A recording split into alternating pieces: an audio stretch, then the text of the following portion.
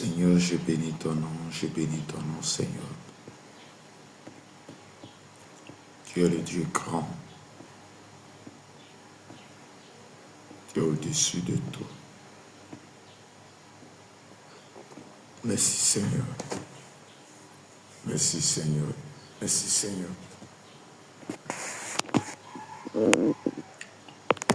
Nous te louons, nous t'adorons, Seigneur. Accorde-nous ta grâce. Accorde-nous ta paix ce matin.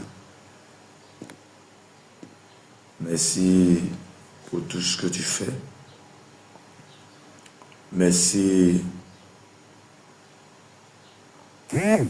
Merci pour la grâce que tu nous accordes. Merci ce matin car tu es le véritable. Nous te célébrons, nous t'adorons. Shalom, Richard. Shalom, Richard, béni Idriss, que le Seigneur vous bénisse abondamment. Tu peux faire ta demande sur le panel et après le message, on doit prier ensemble. Et après le message, nous allons prier. Donc, n'oubliez pas de... Tu peux mettre ton sujet en commentaire, mais nous allons prier ensemble après le message. Je vais t'inviter à prendre ta Bible dans les livres de 2 Rois. 2 Rois chapitre 4, verset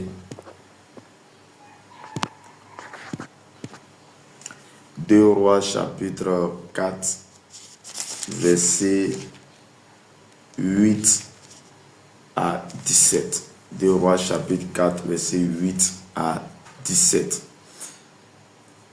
Bonjour Ayadi, Christiane, que le Seigneur vous bénisse abondamment.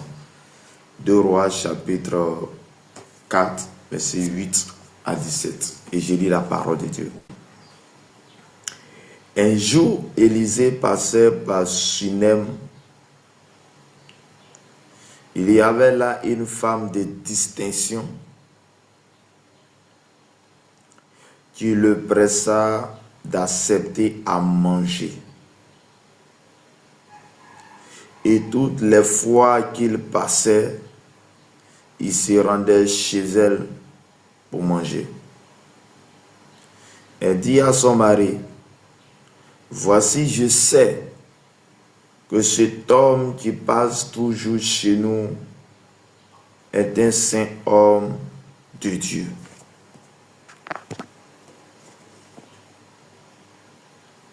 Faisons une petite chambre haute avec des murs et mettons-y pour lui un lit, une table, un siège et un chandelier, afin qu'il s'y retire quand il viendra chez nous. » Élisée étant revenu à Sunem, se retira dans la chambre haute et y coucha. Et dit à Géasi, son serviteur, « Appelle cette Sunamite. » Géasi l'appela et elle se présenta devant lui. Et Élisée dit à Géasi, « Dis-lui, voici, tu nous as montré tout cet empressement.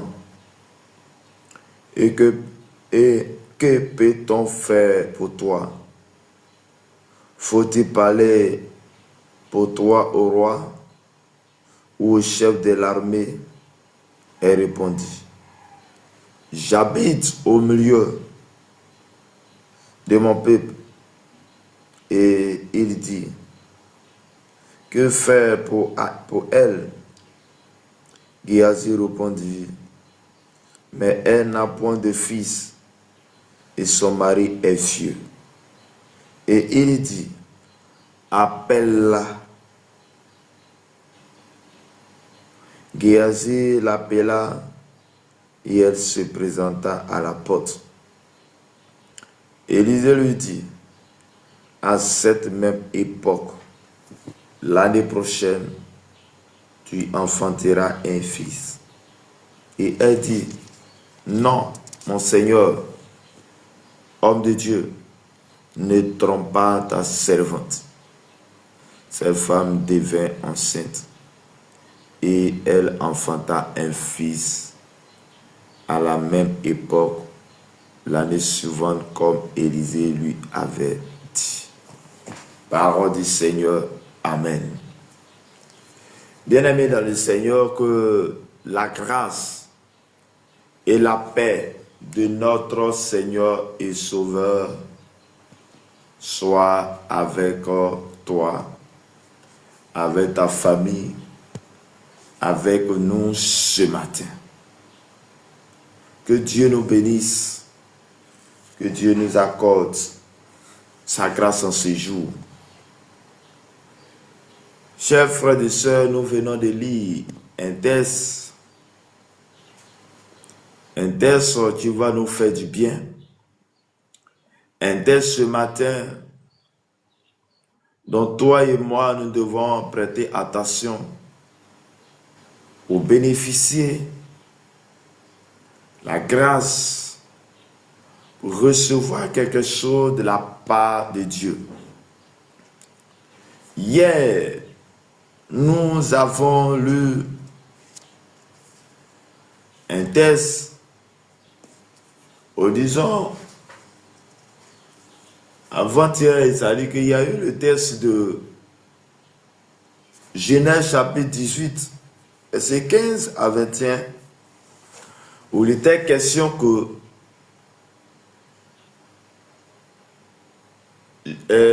Abraham va recevoir 3 personnes dont Abraham va faire preuve d'amour envers ces 3 personnes. Et suite à cela, ces 3 personnes vont déclarer une parole. Et la parole qu'ils déclarent est que à cette même date, Sarah allait enfanter. Et Sarah va enfanter tel que la parole est sortie de la bouche des serviteurs qui étaient venus ce jour. Et c'était tellement étonnant parce que le mari de Sarah, Abraham, avait 100 ans. Elle aussi était âgée en âge. Elle ne pouvait plus concevoir.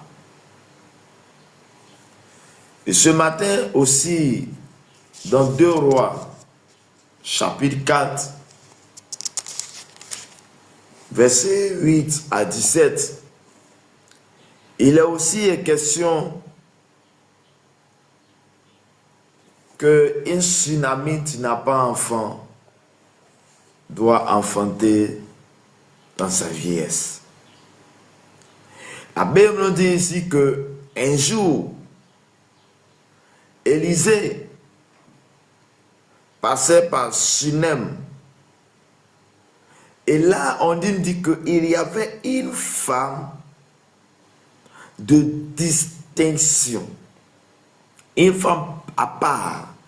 Une femme. Donc, de distinction qui va le presser d'accepter à manger. Donc la femme en question va permettre à Élisée de manger chez elle. Il avait que toute fois qu'il passait, il se rendait chez elle pour manger. Mais qui est Élisée? Élisée était un prophète. Élisée était le fils spirituel du prophète Élie. Donc, la femme sunamite va accepter que le prophète Élisée puisse passer chez elle pour manger. Sûrement, la femme a reçu ou a senti quelque chose chez l'homme de Dieu. Bien-aimé, regarde l'attitude de la femme sunamite. Preuve d'amour. Elle reçoit un homme de Dieu chez elle. Et en plus de cela, elle va mettre l'homme de Dieu à l'aise en lui apportant de la nourriture. Et la Bible dit qu'à chaque fois que cet homme se rend à Sunem, cet homme vient et mange chez elle. Preuve d'amour. Vu de cette situation, vu de cet amour, quelle est sa situation par rapport à cette femme? Est-ce que tu apportes la nourriture aux étrangers? Est-ce que tu donnes la nourriture à celui qui en a besoin? Est-ce que tu reçois les gens comme il faut? Parce que c'était l'acte que Abraham aussi a posé envers 3 personnes qui passaient et il a reçu cette grâce. Bien-aimé dans le Seigneur, il avait dit qu'elle dit à elle va maintenant dire à son mari, voici, je sais que cet homme qui passe toujours chez nous est un saint homme. Pardon. Bien-aimé dans le Seigneur, la Bible dit. Fais un verre de jaune. Eh, fais un verre de jaune. Fais-moi des hommes. La Bible nous dit que la femme sunamite reçoit le prophète. La femme sunamite reçoit le prophète Dieu. Va dire à son mari, parce qu'elle va percevoir quelque chose. Elle doit percevoir quelque chose en cet homme de Dieu.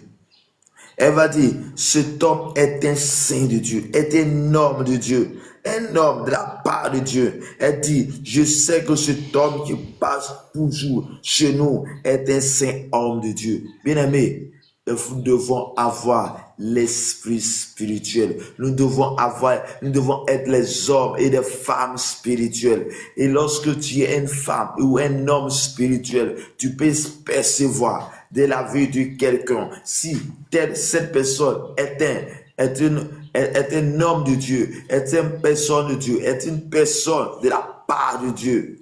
Elle dit à son mari, bien-aimé, dans le cas d'Abraham et Sarah, c'était son mari qui reçoit et qui dit à sa femme, donnons la nourriture à ces 3 hommes de Dieu et il va porter la nourriture.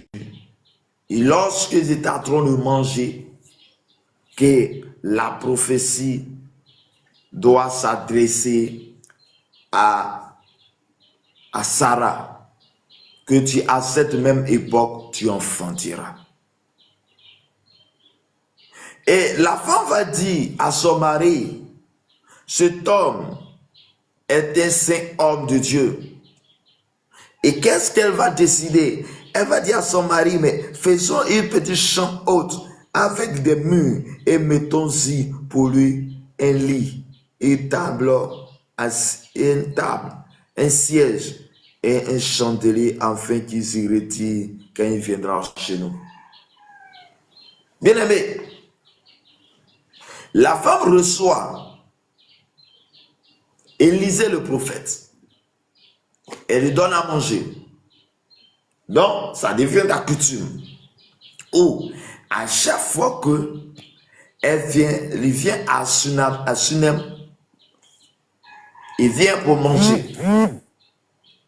Et elle va percevoir que cet homme, ce n'est pas un saint homme, ce n'est pas une personne ordinaire, mais c'est une personne qui a quelque chose en lui. Et maintenant, elle va proposer à son mari, mon chéri, c'est vrai que cet homme, nous lui donnons à manger. Mais je sais que c'est un homme, un saint homme. Mais donnons-lui une chambre. En train de sorte que lorsqu'il vient, il se retire. Donc quand il vient pour aller prier, une chambre haute. Et bien aimé, la Bible dit, Élisée étant revenu à Sunem, se retira dans la chambre haute et y coucha. Chers frères et sœurs, lorsque tu reçois les étrangers chez toi, lorsque tu reçois un étranger, fais de cet étranger comme tu fais à un enfant, comme tu fais à quelqu'un d'autre. Et on lui apporte, on lui donne cette chambre. Et la Bible dit qu'il se retira. Mais cet homme vient avec son fils spirituel qui est Géasi. Et qu'est-ce qui va se passer? La Bible dit que Élisée va dire à Géasi, son serviteur, appelle ces Sunamites. Géasi l'appelle et elle se présenta devant lui. Bien-aimé, à chaque fois que tu fais bien à une personne, au fur et à mesure que tu fais du bien, bien-aimé, ça va attirer quelque chose vers toi. Quelque chose vers toi. Et la Bible dit qu'ils vont dire, appelle-moi ces Sunamites. Et on l'appela. Il dit, que peut-on faire pour toi? Faut-il parler pour toi au roi, au chef de l'armée? Elle répondit, j'habite au milieu de mon peuple. Chers frères et sœurs, Élisée appelle la Sunamite. Elle dit, qu'est-ce que tu veux que je fasse pour toi? Est-ce que tu veux que je te présente au roi? Est-ce que tu veux que je fasse ceci pour toi? Mais regarde la réponse de cette femme. Elle dit, j'habite au milieu d'un peuple. Elle dit simplement, j'habite au milieu d'un peuple. Elle n'a pas demandé l'argent. Elle n'a pas dit autre chose. Mais elle a parlé de manière sage pour dire que j'habite au milieu d'un peuple. Donc si elle habite au milieu d'un peuple, elle doit recevoir quelque chose de la part de ce peuple. Bien-aimé. Elle n'a pas dit à son problème quelqu'un, oh, elle avait un problème. Elle répondit, j'habite au milieu de mon peuple. Et Élisée dit, que faire pour elle? Géasi répondit, mais elle n'a point de fils et son mari est vieux. Bien-aimé, chaque fois que tu reçois quelqu'un chez toi, et au fur et à mesure que tu reçois cette personne, bien-aimé dans le Seigneur, cela va engendrer, cela va faire que la personne saura ce que tu n'as pas. La personne saura ce que tu as besoin. La personne aura des manques. Sûrement, la Bible dit, lorsque ils reçoivent, la fois qu'ils passaient là, ils ont constaté que la femme n'avait pas d'enfant. La femme a un besoin. La femme avait besoin de quelque chose. Et la chose était qu'elle n'a pas d'enfant. Elle a besoin d'enfant. Et la Bible dit que Géasi va dire à son maître, à son père spirituel qui est Élisée, pour dire que non, cette femme, elle n'a pas d'enfant.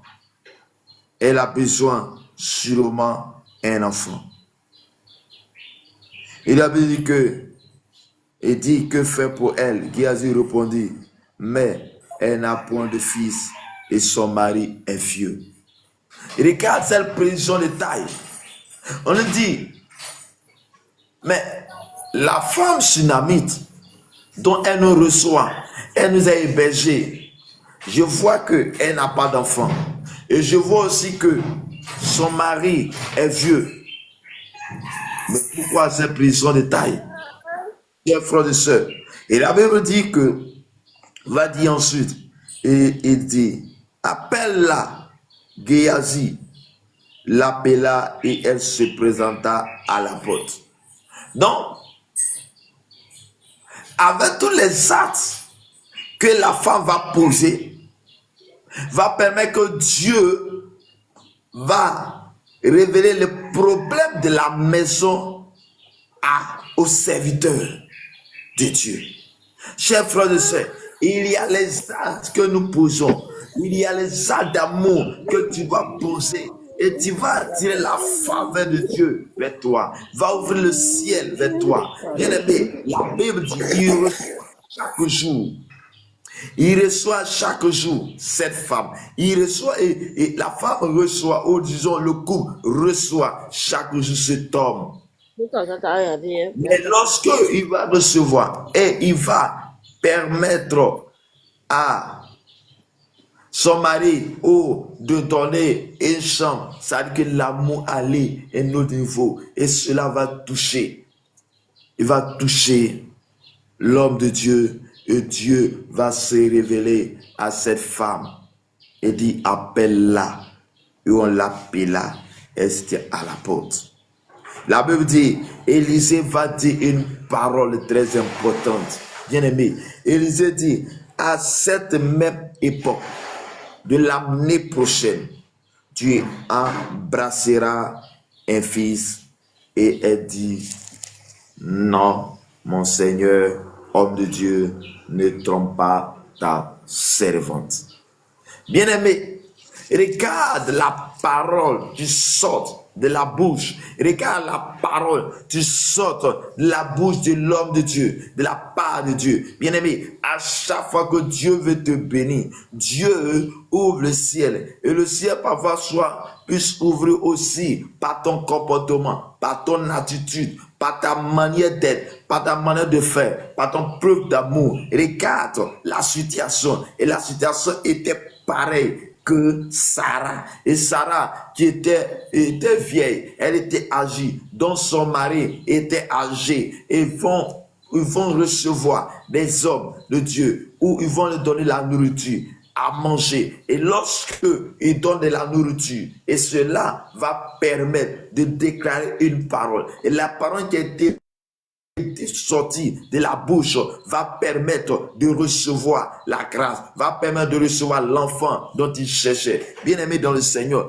voici aussi cette Sunamite dont elle va dire à son mari, attendons, acceptons cet homme de Dieu. Il dit, attendons, cherchons, donnez un toit à cet homme de Dieu.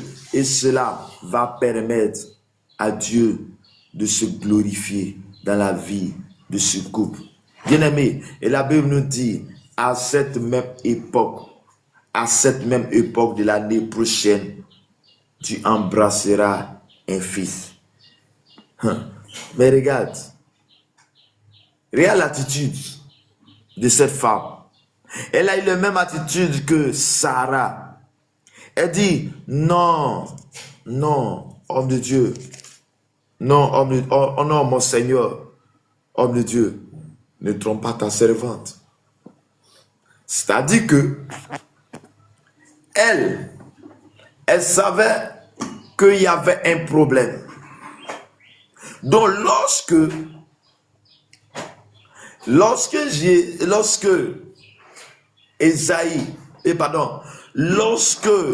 Élisée a posé la question, lorsque Élisée a posé la question à la femme, qu'est-ce que tu veux? Sûrement, elle devait dire, j'ai besoin d'enfants. Sûrement, elle devait dire, j'ai besoin d'enfants. Mais elle s'est dit, ça ne vaut plus la peine de poser cette question. Ça ne vaut plus la peine de parler de ça au Seigneur, parce que je sais que à l'âge que j'ai, à l'âge que mon mari a, je ne peux plus concevoir. Mais la Bible dit, elle dit, quand elle a déclaré la parole pour dire à cette même époque de l'année prochaine, tu embrasseras un enfant. Elle dit non, non, non, non. Ça, il sait que tu attends de me blaguer. Parce que les gens de mon âge, les gens de l'âge de mon mari n'ont plus d'enfants. C'est-à-dire que quand je regarde, humainement parlant, quand je regarde, scientifiquement parlant, je ne peux pas concevoir. Sûrement, elle allait même à l'hôpital pour dire qu'à l'âge que vous avez, mais bien aimé dans le Seigneur, regarde, lorsque Dieu veut se glorifier dans ta vie, Dieu ne regarde pas ton âge, Dieu ne regarde pas ta situation, Dieu ne regarde pas, ne te compare pas aux autres, mais il va faire. Parce qu'il est le roi des gloires. Il est celui-là qui a créé le monde. Il est celui qui t'a créé. Celui qui t'a créé est capable de te faire affronter l'âge qu'il veut. Il est capable de faire donner ce qu'il veut. Et la Bible dit, la femme a dit, non, mon Seigneur, ne trompe pas ta servante. Bien-aimé, je vais te dire, là où tu es, là où tu m'écoutes, Dieu n'a pas fini avec toi. L'âge que tu as, Dieu n'a pas fini avec toi. C'est vrai, ils t'ont dit, ils t'ont donné la prophétie, il t'a révélé certaines choses. Mais bien aimé, je suis venu te dire que Dieu n'a pas fini avec toi. Dieu n'a pas fini avec toi. Ça veut dire que Dieu est capable de te faire enfanter. Et là, il dit, le verset 17 de 2 Rois 4, il dit, et cette femme devint enceinte et elle enfanta un fils à la même époque, l'année suivante, comme Élisée lui avait dit. Je déclare dans le nom de Jésus, sur la base de ce verset, sur la base de cette parole, car à ta même époque, à cette même date, tu auras un fils. À cette même date, tu enfanteras ta bénédiction. À cette même date, tu enfanteras ta bénédiction. À cette même date, ce que Dieu a dit s'accomplira dans ta vie. Je déclare dans le nom puissant de Jésus que Dieu t'accorde la grâce. Dieu t'accorde sa faveur. Bien-aimé, cette parole ne venait pas de moi, mais cette parole venait d'un homme de Dieu. Un homme qui a dit, à cette même époque de l'année prochaine, tu enfanteras un fils, tu embrasseras un fils. Bien-aimé dans le Seigneur, lorsque la parole de Dieu sortait, Élisée n'a pas regardé l'aspect physique de la femme. Élisée n'a pas regardé l'aspect physique de l'homme, mais il a posé un acte. Une parole est sortie de lui. Sûrement, la parole était sortie de manière prophétique. La parole était sortie parce que il est serviteur de Dieu. Et la parole qui est sortie était une parole puissante. Et cette parole a créé, cette parole s'est fait chair. Cette parole s'est fait chair. Et à la même époque, la Bible dit que la Sunamite a enfanté. Cher frère et soeur, cher papa, cher maman, là où tu es, là où tu te trouves, là où tu es, là où tu te trouves, le lieu à laquelle tu te trouves, je suis venu te dire que Dieu te bénisse, que Dieu te garde, que la grâce et la faveur de Dieu soient avec toi, que tu enfantes maintenant tes bénédictions, que le travail que tu cherches te soit accordé à cette même date, à cette même période. Je déclare dans le nom de Jésus, au son de ma voix, que la bénédiction s'attache à toi. Oui, que Dieu, c'est qu'il a dit que tu vas conquérir le monde, que son ministère, que le ministère qui est accordé, que soit révélé au monde entier, que la grâce et la bénédiction te soient accordées. Je suis venu te dire, ne regarde pas d'où tu es, ne regarde pas ta situation. La Bible me dit que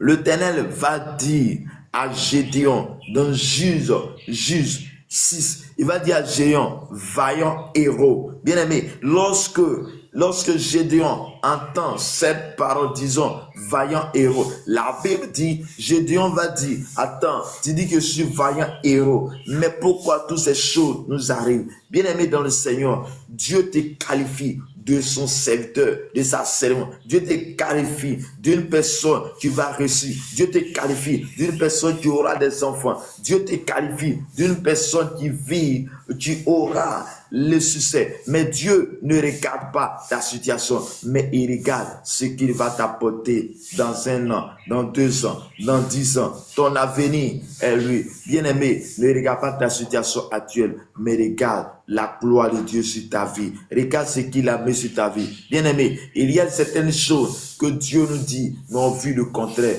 Mais autant marqué par Dieu, Dieu se révélera à toi. Dieu accomplira ce qu'il te accordera. Que Dieu nous bénisse. Ne doutons pas, mais mettons nos foi en Jésus-Christ. Et Jésus, autant marqué par Dieu, il va nous accorder la grâce et la faveur. Au nom du Père, au nom du Fils, que Dieu te bénisse, que Dieu t'accorde l'enfant. Toi tu as besoin d'enfant, que Dieu t'accorde l'enfant, la grâce et l'enfantement. Au nom de Jésus-Christ. Amen. Que Dieu nous bénisse abondamment. Serviteur, je vous laisse la parole. Amen.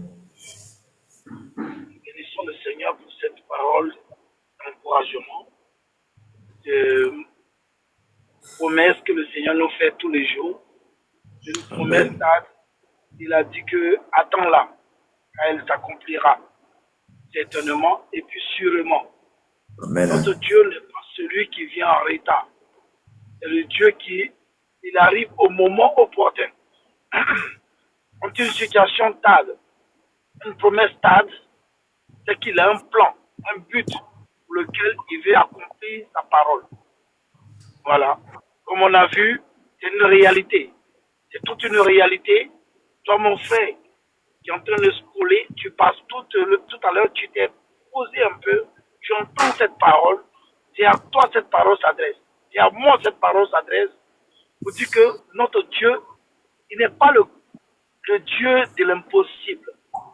Il est le Dieu qui accomplit. On t'avait promis des choses. Tu avais entendu. Certaines personnes te l'ont dit. Et tu n'as pas pu saisir. Tu vois que décembre arrive bientôt. C'est bientôt la fin de l'année. C'est pas la fin qui compte. C'est le départ. Ta promesse, elle s'est pas encore accomplie. Voyons beaucoup de promesses. Entendons beaucoup de paroles. Dieu n'a pas encore dit son dernier mot. Pour ta situation, tu ne travailles pas. Tu le sais. Toi-même, tu vois la réalité, c'est Dieu. Mais Dieu n'a pas encore dit son dernier mot. Mon frère, c'est pour toi il s'agit. Ma soeur, c'est pour toi il s'agit cette parole-là. Je tiens à t'exhorter. Quand on est en pleine course, on peut tomber, trébucher en chemin, mais Dieu n'a pas encore fini. Il n'a pas encore dit son dernier mot. Le dernier mot là appartient à Dieu. On t'a dit que tu allais réussir. Et tu vois que les choses vacillent. Ceux qui vont voir les marabouts, ça commence à bouger chez eux. Pour toi, ça ne bouge pas. Je vais t'encourager. Je veux que tu te relèves pour te dire que Dieu n'a pas encore dit son dernier mot. Ma soeur qui n'a pas encore enfanté, ta voisine elle enfante tous les années. Et toi, tu n'as pas encore. Mais Dieu n'a pas encore dit son dernier mot. Dieu t'exhorte ici, à travers cette parole du serviteur de Dieu. Il dit que de te relever, d'avoir la foi. La médecine t'a dit que c'est impossible. C'est impossible. Pour cette façon, cela, mais Dieu n'a pas encore dit son dernier mot. Dieu n'a pas encore dit son dernier mot. Comme la femme stérile, c'est dur. Toi qui n'as pas encore ton mariage, Dieu n'a pas encore dit son dernier mot. Dieu, c'est le Dieu des cas impossibles. Notre Dieu qu'on adore, c'est un Dieu vivant. C'est un Dieu qui parle. C'est un Dieu qui nous écoute. Il entend. Et il t'a entendu en ce jour.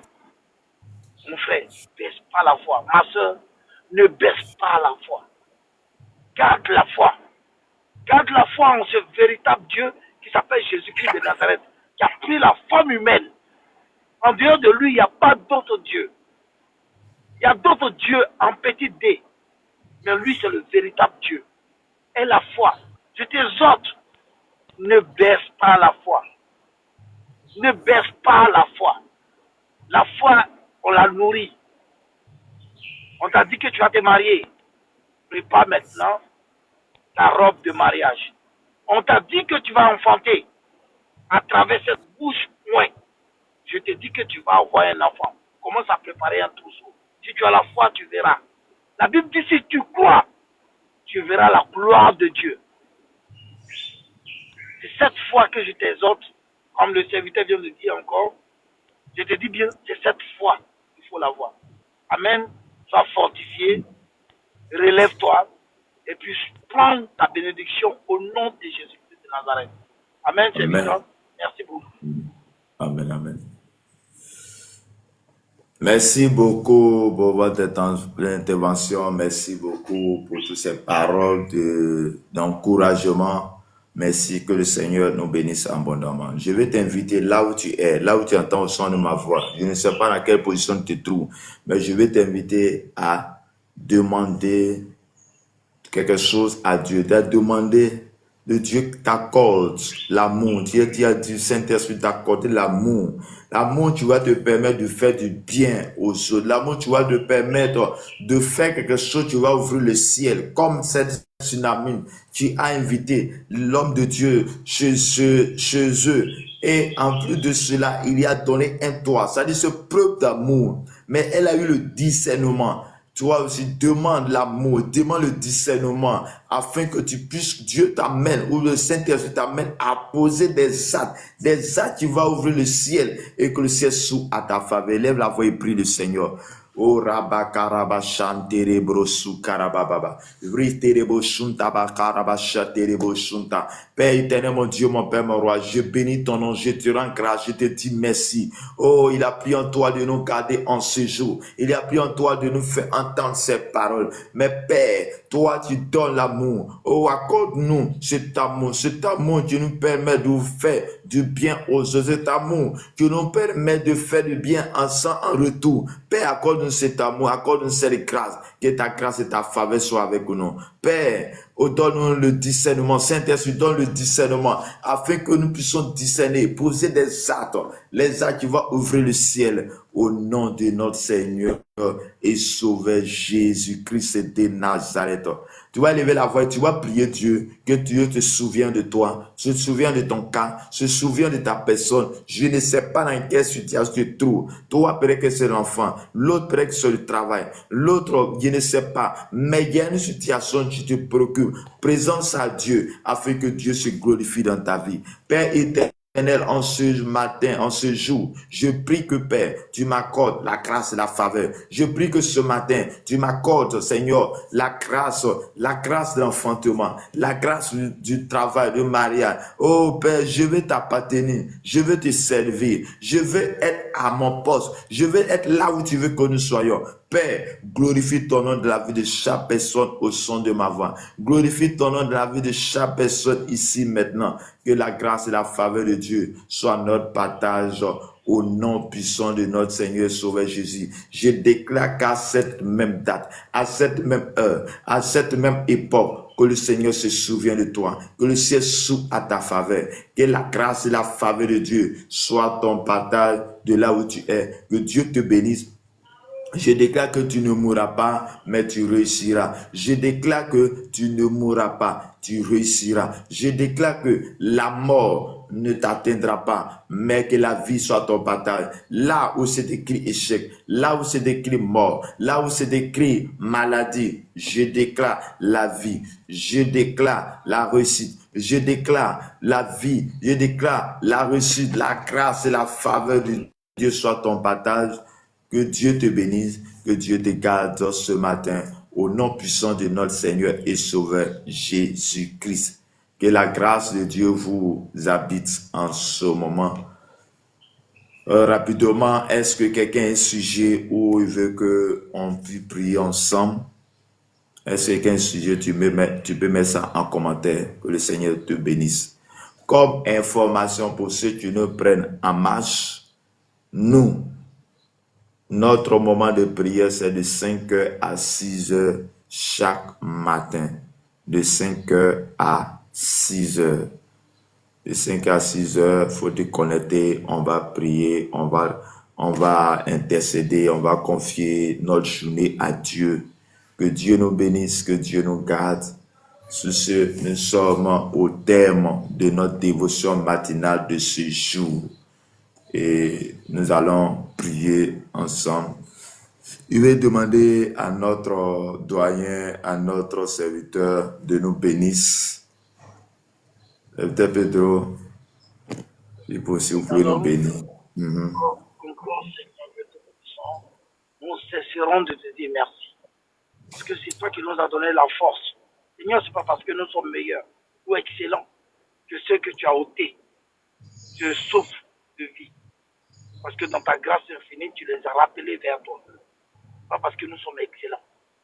Seigneur, ce n'est pas parce que nous sommes excellents que nous n'avons pas eu d'accident ou de malheur en chemin. Mais c'est par pure grâce. C'est par pure grâce. Et dans cette grâce, Seigneur, nous revenons encore vers toi pour te dire merci. Nous voulons te bénir richement. Nous voulons que notre corps, notre âme, te bénisse abondamment. Seigneur Dieu Tout-Puissant, nous te rendons toute la gloire. Merci pour le souffle de vie que tu nous as donné. Seigneur, nous n'avons pas mérité, mais tu nous as donné par pure grâce. Face à nos péchés, face à la situation de nos vies, Seigneur, tu nous as accordé cette grâce. Seigneur, que notre âme te bénisse, que nos corps te bénissent, que nos membres te bénissent. Toutes les minutes et instants, nous voulons vivre pour ta gloire, pour te plaire toi, et non pas pour les hommes. Seigneur, nous t'avons parlé et nous t'avons écouté. Maintenant, il est grand temps que nous puissions vaquer à nos occupations. Seigneur, si toi tu ne bâtis, celui qui bâtit en vain. Seigneur, sois le maître excellent de cette journée. Sois le conducteur des véhicules que nous allons emprunter. Sois, Seigneur, le Seigneur même, l'enseignant même de nos enfants qui vont vaquer à l'école. Seigneur, sois le directeur de nos différentes entreprises où nous travaillons. Pour ceux qui ne travaillent pas, Seigneur, ouvre une porte favorable. Que ton soleil, que ta lumière, Seigneur mon Dieu, soit au contrôle de cette journée. Seigneur, que tout s'arrête maintenant et qu'il y ait une faveur à notre vie. Et que quelqu'un qui croit en cette parole, dit Amen. Amen, amen, amen. Amen. Bien-aimés, nous sommes au terme de cette dévotion matinale. Bonne journée à tous et à toutes. Bonne journée Roseline, Edith Akafo, bonne journée. Uzer, bonne journée. Florence, Ilyassa, Sankara, Yakuba, bonne journée à vous. Que le Seigneur vous bénisse abondamment. Au revoir à toutes et à tous.